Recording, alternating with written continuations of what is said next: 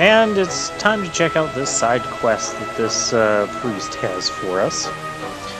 So apparently he's talking about, you know, he tells about yeah, I'm just gonna ramble here. Don't mind me. The people from the ruins of Dundrasil that got destroyed, dead knots.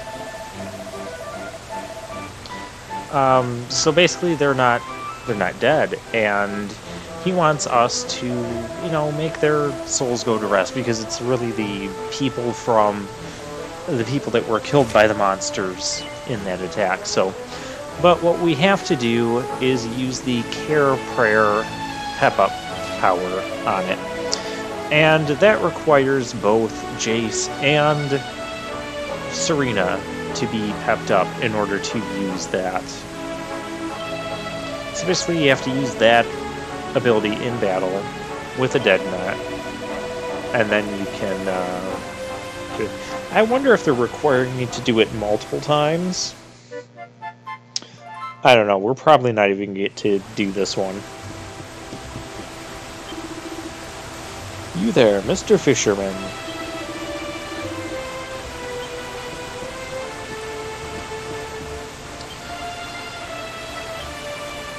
Yeah, this is me checking on...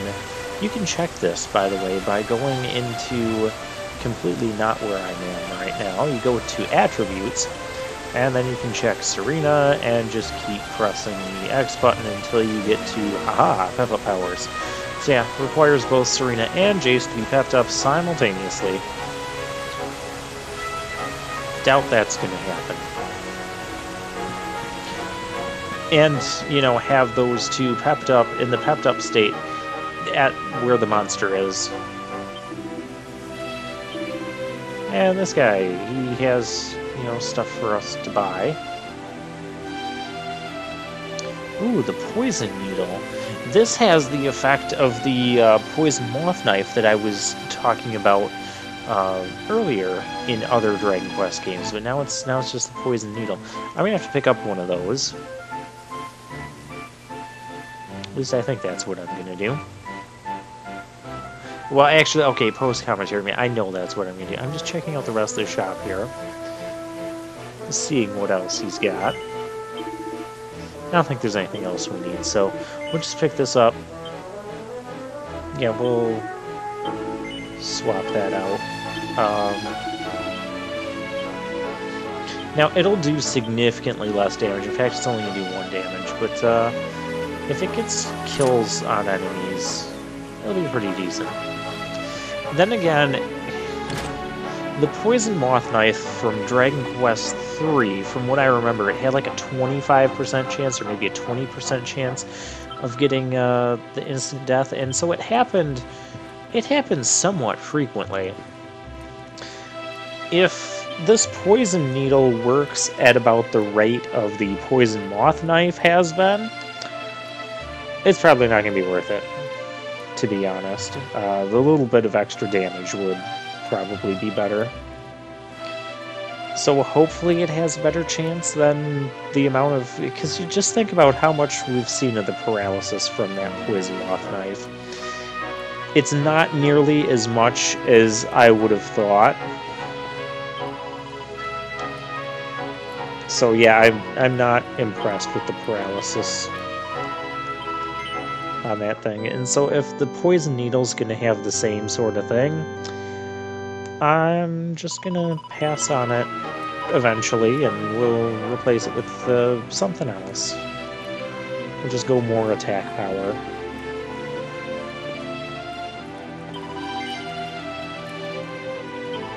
In my experience in RPGs, instant death, either whether it's instant death abilities on weapons or just instant death spells, like the death spell from the Final Fantasy series, they don't have a good enough chance of working, and I never really make use of them.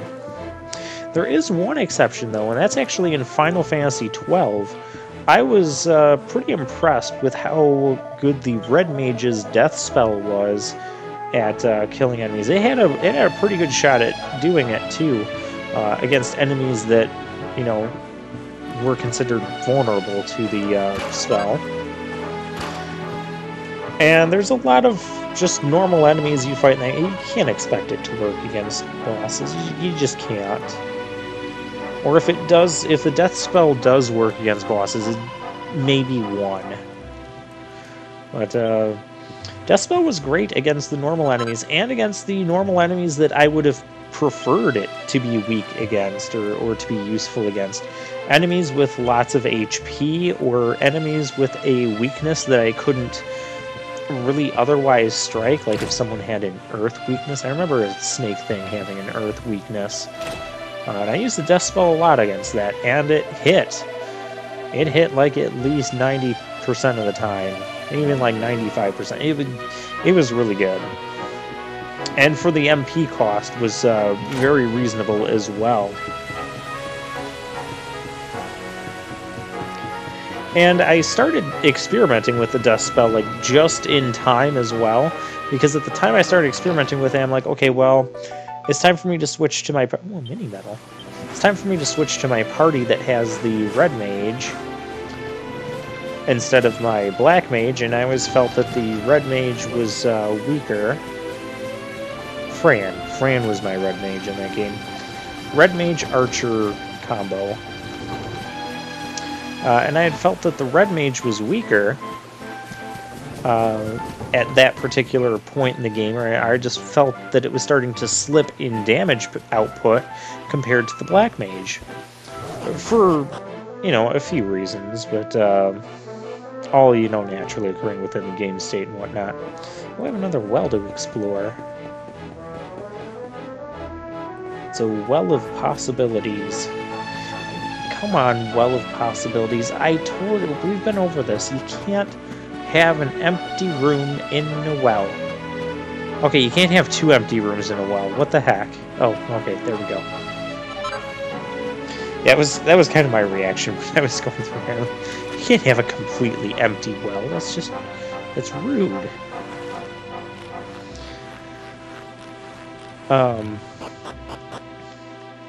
But yeah, I started using the death spell, and suddenly a lot of my random enemy encounters, and they're not really random encounters in that game. Every enemy is just kind of, well, play the game. It's kind of like this, where you just run up and just fight whatever enemy you want, except you don't transition to any battle screen. Like, as you're running around, that is the, you know, battle screen.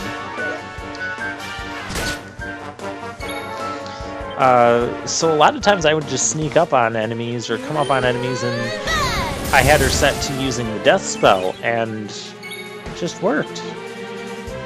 And it was awesome. I've never used the death spell so much in an RPG. I wonder if that one was enough damage, or if it was by the poison needle. I didn't.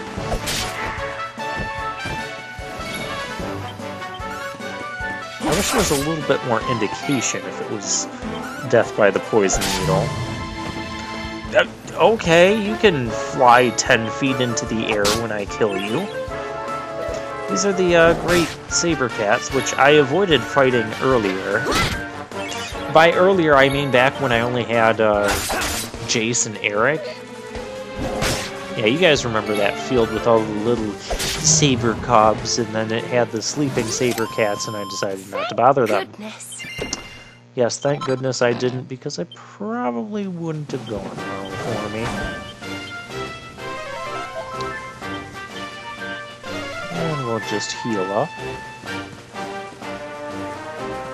Typically in RPGs, especially Dragon Quest games, I like to keep my characters topped off after battle. That's the point where I'm using heal spells when they're only missing a few HP, but when they're missing like at least 30 or more HP, I'll use the basic heal spell and cure them. I think I've been over this tactic already. I feel like I've been over a lot of stuff already. I'm only in part 36.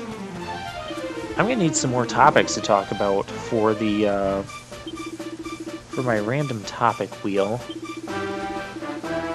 And this is Zwar's Rust Ruins.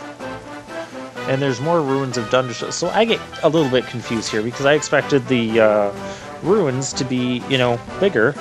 But this is ruins as well. There are two different ruins, and I'm just kind of realizing this now. Not what I meant to do. I wanted to do the sword slash.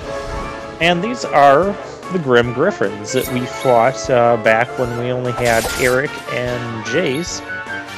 And so let's show just how much we've improved. Yeah, we've improved that much. Well, for that, I can just spend this time decelerate, like I even care about that, and spend this time just recovering some MP with my characters.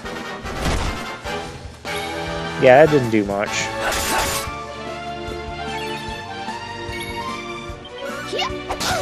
And they don't have any more MP. They don't have any more HP either. Easy peasy. I remember those things having a lot more HP. I mean, that was back when I was damaging them for, you know, 11 to 13 damage at a time. Okay, we've got Menacing Stairs going down, and we have Pain Floor. Our mortal nemesis, right next to the Nightmare Floor. Do not just stand on the Pain Floor. Yeah, so another thing that Dragon Quest series is known for, aside from awful camera angles, which it's not really known for, but this game is, is having painful floors like, well, the poisonous floor, which will deal 1 damage to everyone, but yet they put items out there. Not much I can do about that. I want the items, I want the treasures.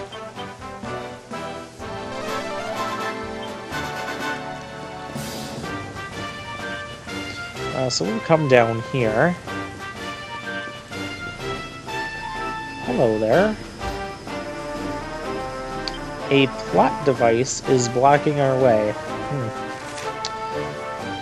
Oh, we'll need the... That looks like a boss fight room is what it looks like. We will need the plot device key. Someone was talking about like a purple eye or a purple orb being the protector. But then I find a treasure somewhere around here when the camera's not being blocked with all these trees. I think I already found a treasure and it had a purple eye in it, but apparently that's not the same thing. I don't know. I don't know anymore. Oh, hey, look. It's more ruins, and ruins. Oh my goodness, I hope I'm still awake. Late Night Mega here. It's another red key door, which I did read somewhere that those are... Did someone already tell me that? I wasn't paying attention to what people are saying on camera. I think someone said, maybe it was back at that Warrior's Inn, that the red doors are locked with the magic key, and you need the magic key for that. If I didn't already run into the person that says that, well, then they're in the next town that we're going to visit. And I'll be rambling about some other topic by then, so I probably won't notice it on camera then either. So why not tell you guys now? And now you know. And knowing is half the battle. But Magic Key is usually the second key that you get in the Dragon Quest. Oh, that's another target. That's like 3 targets in this area I've already found, just by stumbling across them.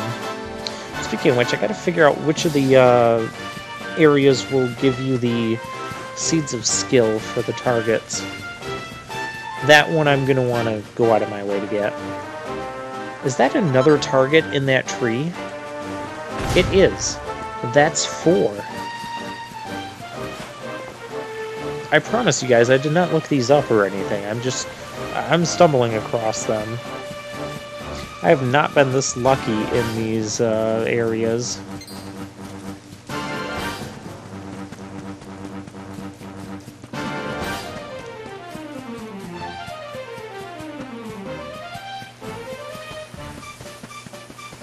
But we come to this crossing. This is going to lead us to another area. I'm just going to go to where the game is telling me to go. I'm not going to bother about going to the ruins of...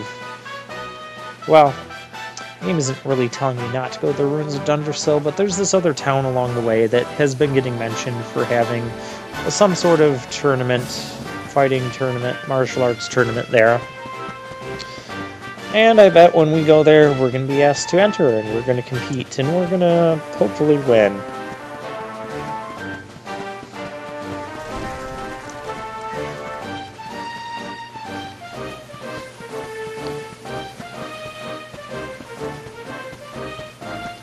Alright, but we have, well, this is another new area.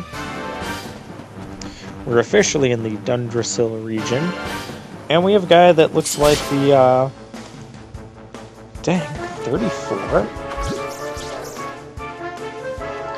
That, what was his name? Jarvis thought. Well, this is Jargon.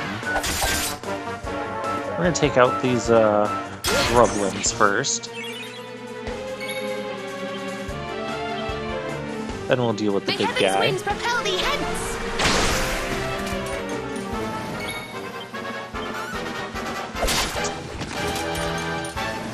Very nice damage output by Jace now. I know a portion of that is due to grinding those tokens and getting that platinum sword. Like I said, it was one of those times where the grind didn't feel so bad. It was somewhat entertaining. And it went, it didn't go at a bad pace. Told you I was tough. Because otherwise, I'm not usually a fan of those casino mini-games that appear in RPGs.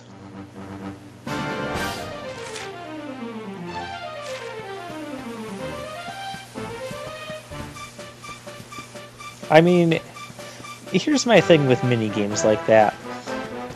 You don't buy an RPG to play the minigame. Oh, another new enemy. And these are hoods. They're not Robin Hoods, they're just hoods. These have the same... Let's heat things up. I don't want to say sprite. Sprite's not the right word here.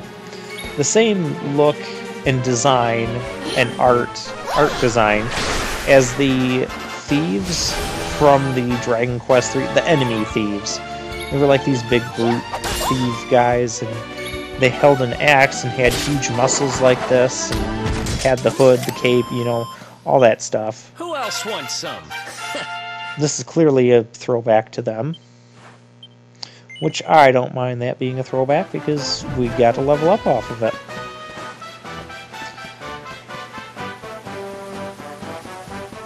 But yeah, I'm usually not a fan of those mini-games in general, because I don't buy an RPG, I'm sure you guys don't buy an RPG because of the mini-games in it. Like, if you wanted to play a casino-style game, you know, they actually make, you know, computer games that are just, you know, go to a casino and play, and you don't have to worry about gambling real money, you just spend whatever it costs to buy the computer game. And you can do that. But who goes, oh, I'm going to buy a Dragon Quest game because I want to go play at the casino. No, you don't. And so when it comes to things like that, that's why I like them to be kind of on the generous side, like this casino was to me.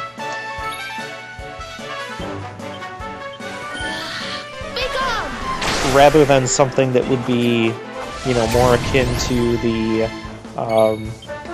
payout proportions or percentages of a real casino for the sake of realism. I don't want realistic casinos. I don't really want the casinos in the video games.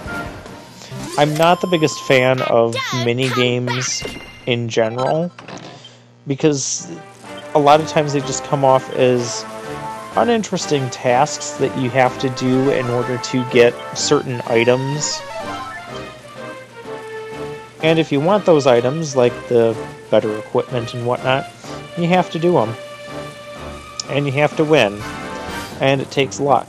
And it takes more time than I would often prefer to commit to those things. There are some mini-games that I don't mind. Actually, mini-games. That can be the topic for the next... mini-games I liked and didn't like. No, that's not going to be the topic for the next town we explore. I mean, heck, we've already been talking about it.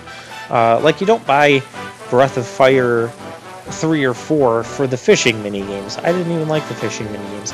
I don't like fishing in general. You might think that's kind of odd, given how last time I talked about how I spent a lot of time on a boat growing up. But, yeah, the fishing, I've tried it many times.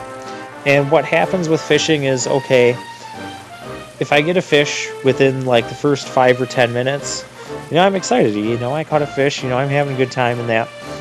And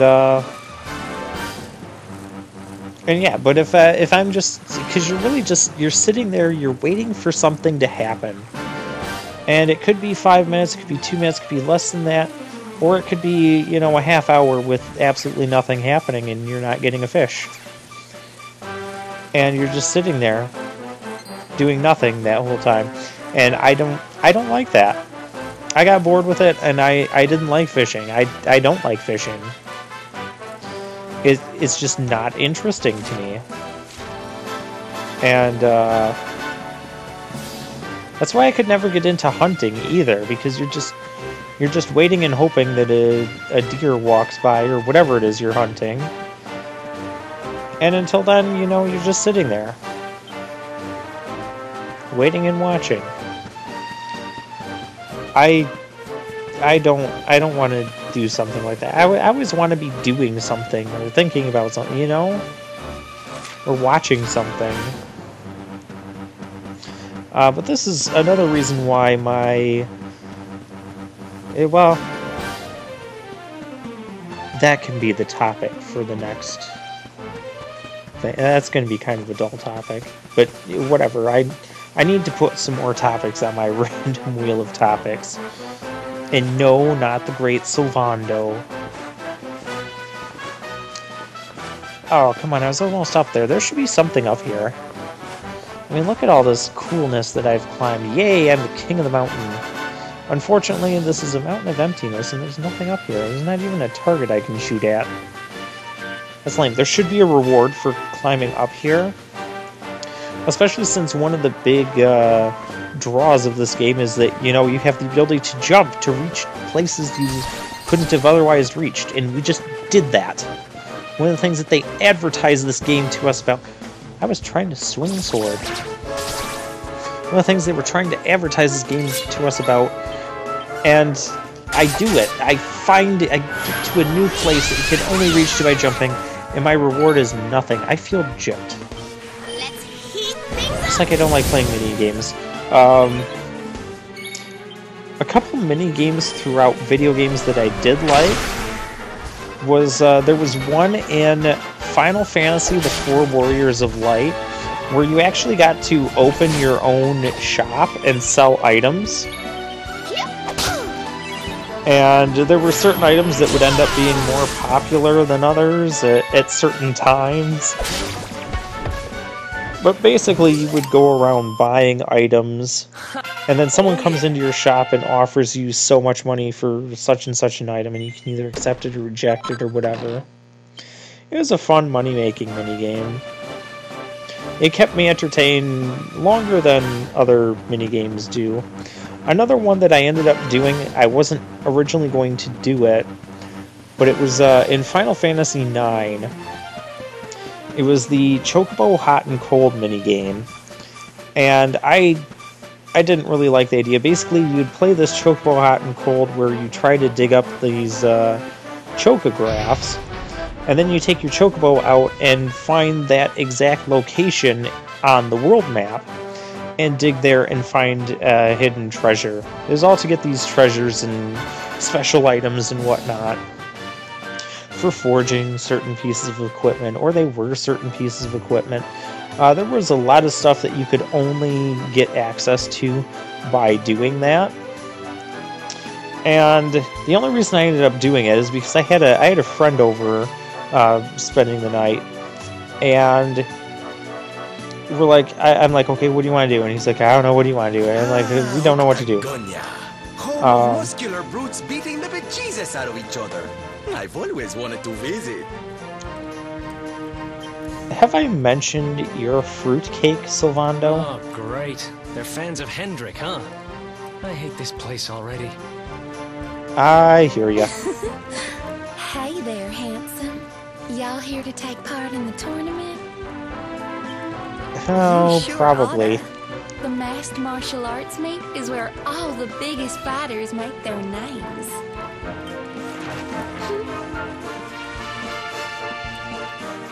What's it say? Show the world what you've got in the greatest fighting contest anywhere The in masked Eldridge. martial arts. Awesome prizes available. Actually, this topic will be perfect tournament, for the eh? next one then. I thought she was going to invite you to a boring old dance or something. I wonder what the masks are for. Yeah, we're gonna get to do MMA. What's that at the bottom? Masked All martial bouts to arts. be held in Oh, the rooftop boy. arena. I suppose that must be on top of the big building over there. So anyways, Chocobo Hot and Cold, and me and my friend was over, and we're like, well, what do you want to do? And he's like, I don't know, anything is good. And I'm like, I know, we can play Chocobo Hot and Cold. He's like, what the heck is this? He had no idea what Final Fantasy was or anything. And so we started playing it. The music that played during Chocobo Hot and Cold is my favorite music from Final Fantasy IX. So that helped the minigame out a bit as well. And, we went over, how it worked and everything. And by the point that I was playing it, I was in, like, Disc 3. And I had the airship and everything. So I had tons of money. So money wasn't an issue with playing this minigame over and over and over and over and over again. And so that's what we did. And we took turns playing it, trying to get the chocographs and dig up the treasures and whatnot. And we always got excited when we found one, or sometimes we found like 2 in one round, and because there's like a timer of depending which place you were playing Chocobo Hot and Cold at, but they had different timers. Like one of them was like 30 seconds, and I think the first one you start out with is 60 seconds, and so we're like dancing around to the music and having a great time, taking turns on the Chocobo Hot and Cold. Then we would find one. It's the And we'd open rainbow. the, It's got to be. Yeah, we are entering this tournament, aren't we? Yep. The merchant who bought it from the Sultan of Gallopolis must have sold it to the tournament organizers. And then he used that money to buy that villa. This mean All we're the pieces to fitting enter together. the tournament? Yes, it does. Nope. It means we're gonna have to win it. Okay, that's where I like your attitude. That's like, what, the second line of Veronica's that I liked? So yeah, we ended up playing Chocobo Hot and Cold for like a couple hours, and we got all the Chocobo Hot and Cold throughout the game done, pretty much, with the exception of finding a few things on the world map. But yeah, that's how I came to play that one. Other than that, I don't know, there's not too many other minigames that are sticking out in my mind. Especially as far as ones that I actually enjoyed playing or didn't mind doing. Mainly, I've said it over and over again, what I want to be doing in RPGs is, going through the plot. Plot not being the biggest thing, but it's up there. Tell me a story. I'm here for a story. The plot, going through dungeons, exploring dungeons, the combat, and getting my characters stronger and leveling up, all that stuff that goes with that, and finding treasure and whatnot. Those are the things I want to be doing. I don't want to be spending time at casinos and fishing or chocobo racing or chocobo breeding. Don't get me started on that. Okay, well, we'll spin the random wheel of topics next time, which is not going to be so random, because I've kind of hinted at what the next topic's going to be, but, we'll take care of that then, and I will see you next time.